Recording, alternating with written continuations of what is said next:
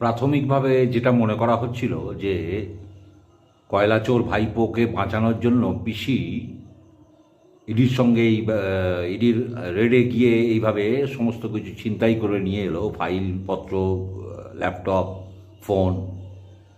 প্রাথমিকভাবে যেটা মনে করা হচ্ছিল সেটাই ঠিক বলে এখন মনে হচ্ছে। কেননা আদালতে যে মামলা গড়িয়েছে, আদালতে পর্যন্ত যখন মামলা গড়িয়েছে, পুলিশ ইডির বিরুদ্ধে এফআইআর করেছে, ইডি মমতা ব্যানার্জির বিরুদ্ধে এফআইআর করেছে, সেই আদালতে আজকে শুনানি ছিল, সেই শুনানি বানচাল করে দিয়েছে তৃণমূলপন্থী আইনজীবীর দল। আদালতে ভিড় করে হই হট্টগোল করে শুনানিই হতে দেয়নি। কোথায় বাস করছি আমরা? রাজ্যটা কোন দিকে চলে গেছে আজকে? আইন শৃঙ্খলা বলেও কিছু থাকবে না, আদালতকে পর্যন্ত স্তব্ধ করে দেওয়া হবে বিচার প্রক্রিয়া থেকে।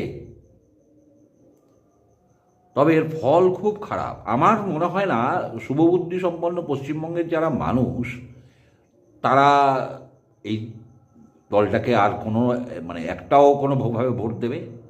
তারপরেও যারা ভোট দেবে তারা মানুষ নয়, তারা মানুষ নয়, তাদের মনুষ্য সমাজে থাকার কোনো অধিকার নেই, কোনো অধিকার নেই।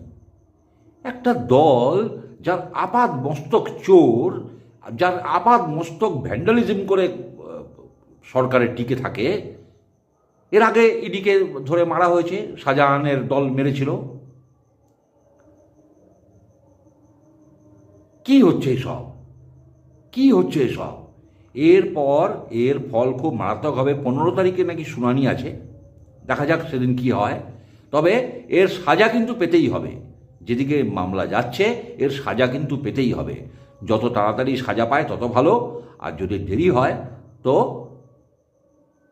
তৃণমূল দলটার পক্ষেই খারাপ হবে।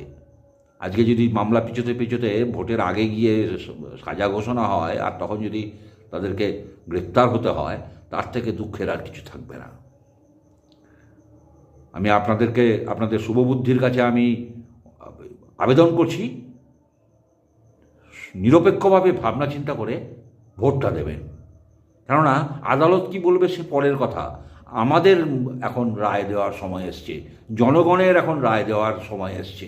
জনগণ যে রায় দেবে সেই রায়ের দিকে আমরা তাকিয়ে আছি।